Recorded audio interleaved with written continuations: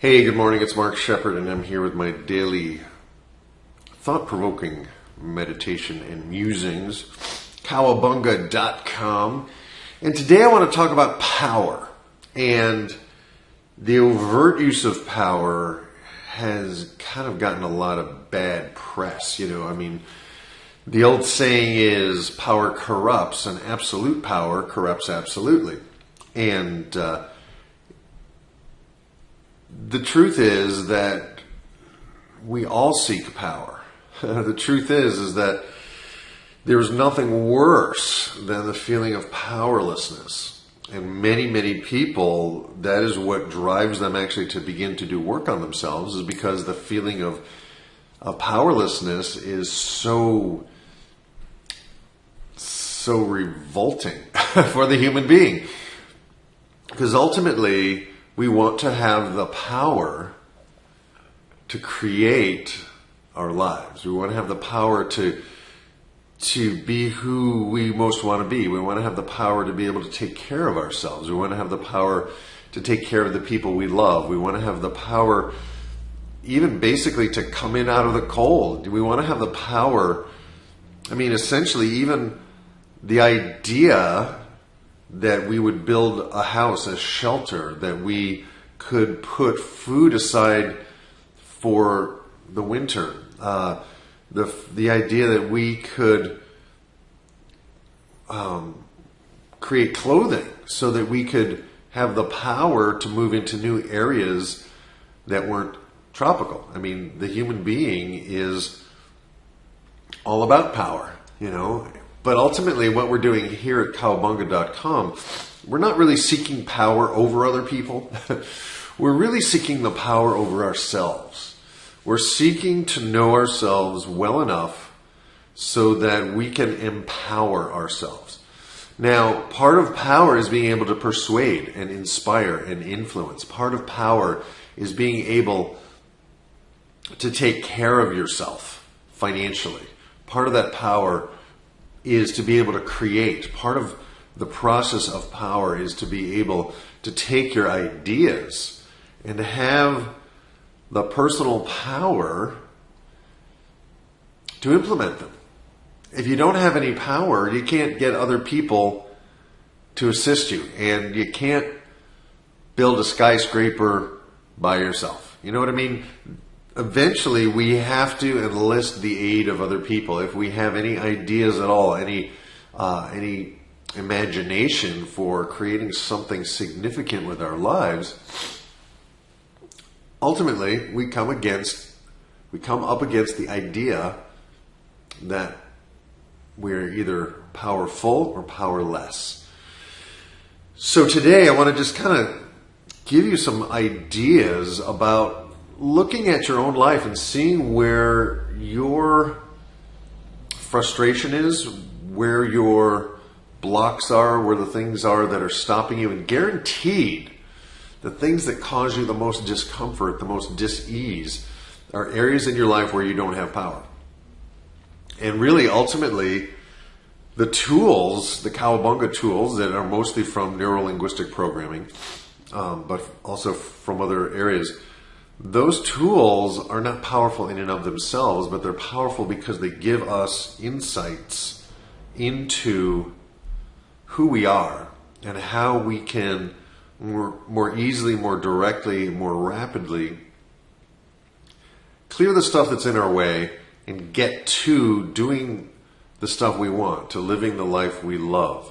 So ultimately, really, power is, in its truest sense, power is not evil. It can be used for evil, and a lot of the tools in NLP and Cowabunga can be used to manipulate people. But ultimately, the person you most need to influence is yourself. And even the word manipulate can, in a different context, be positive. Think of a chiropractor or a massage therapist. They use their hands. Mani is the root for hands. And chiropractor will say, well, I did a manipulation on him.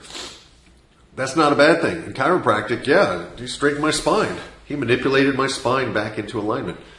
So the meanings that we attach to words have significance, and part of neurolinguistics is that language part. But the first step is to begin to communicate to yourself. I was reading a story this morning about Christopher Columbus, who is not necessarily considered a good guy these days. He has a lot of bad press.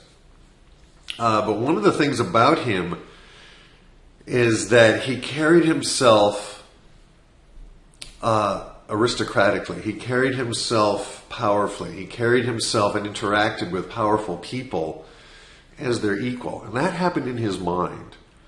He was not a great navigator. He was not a great seafarer. He was not a great captain. He was not a great sailor. He was not really any of those things, but he had a vision. He had a vision, and he had the ability to carry himself in a way that was powerful and demanded respect. So today, what I want you to do is I want you to think about power. I want you to think about how you shy away from power in your life, how you grasp for power.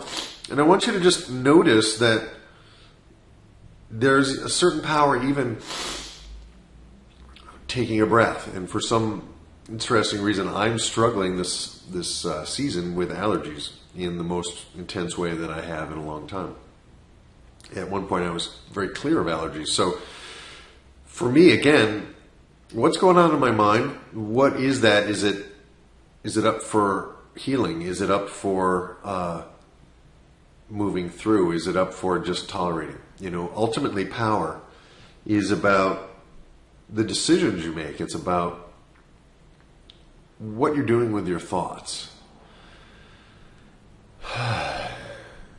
And ultimately, we have the power only over us.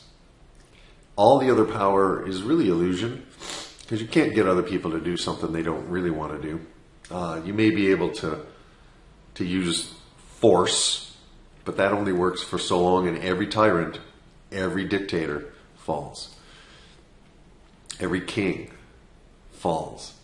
However, the power of the spiritual warrior, the peaceful warrior, the power over himself or herself, that is ultimately where the action is. If you're able to master your own self, personal mastery, if you're able to be in charge of your emotions, that gives you immense power.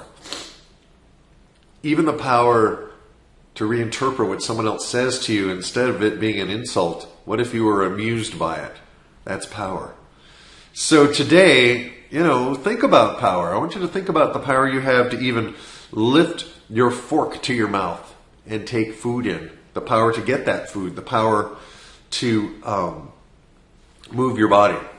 And to be aware of the fact that every day we're engaged in different roles of power in our different relationships at work, in our romantic relationships with our children, with our parents, and to notice the power dynamic.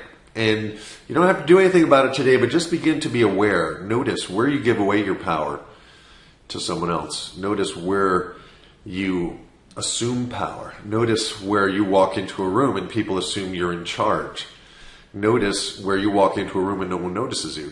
Just be aware of those things, and we'll hopefully do some more work with that in the future. But really just today's thought is, how are you powerful? And I would write some affirmations out. I would write out, why am I powerful? Why am I powerful? Why do I carry myself like the powerful person that I am? And to hold power in your mind in a positive way. The power to get things done, the power to accomplish, the power to excel, the power to connect, the power to influence, to persuade, to inspire, the power to motivate yourself, and maybe find ways to motivate other people for their highest good as well. So that's it for today. It's going to be a short one today. Mark Shepard, cowabunga.com. And thanks for watching. Thanks for listening. Thanks for being who you are. And enjoy your day. Thanks.